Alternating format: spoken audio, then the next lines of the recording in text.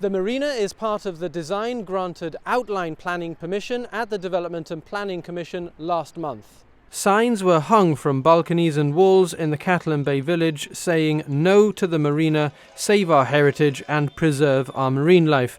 The residents, joined by opposition MP Damon Bocino, also demonstrated on the road next to the beach.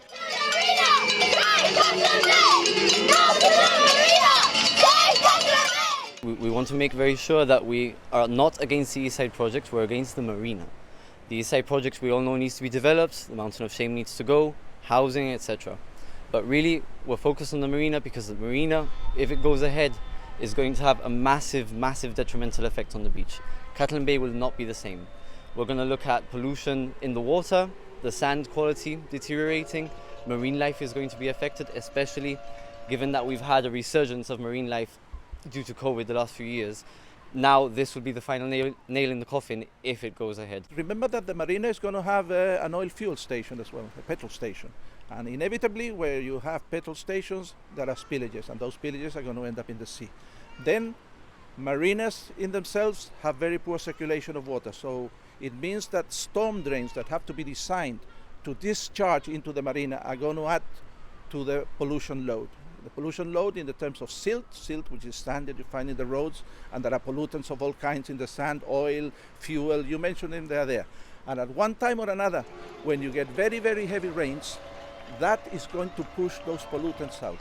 And by the mere fact that the cleaning cycle will not be there, will accumulate on the beach and on the surrounding waters. And that obviously will have a very negative impact on the use of our beach. Fabian Picardo said the voice of Catalan Bay residents will be taken into account by the Development and Planning Commission when making its final decision on the full planning application for the marina aspect of the development. Mr. Picardo says it's the government's duty, along with the DPCs, to ensure that any project meets environmental impact assessments and that the project is completed in a sensitive manner. The Chief Minister said the Eastside project is an investment for our entire community, and in particular for the people who live on the east side, especially those in Catalan Bay. He has given a commitment that the design of the marina will not be allowed to cause a problem for Catalan Bay.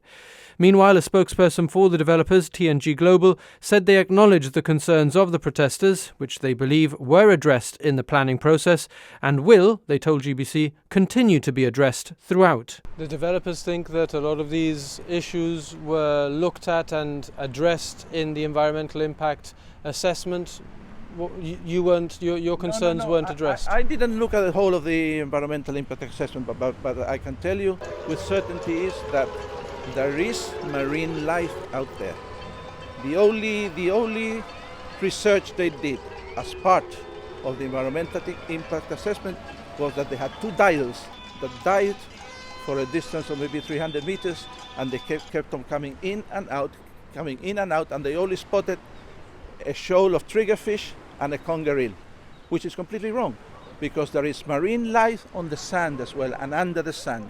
And this is why we have stopped the Spaniards from fishing here, because we didn't want to alter that marine life on the sand. And now we're going to build a marina which is going to kill all that marine life that exists out there. When the master plan for the Eastside project was presented to the Development and Planning Commission last month, it was granted outline planning permission with 2 amendments: the reduction of the small boats marina. All other aspects of the proposal received either unanimous or majority support from the Commission.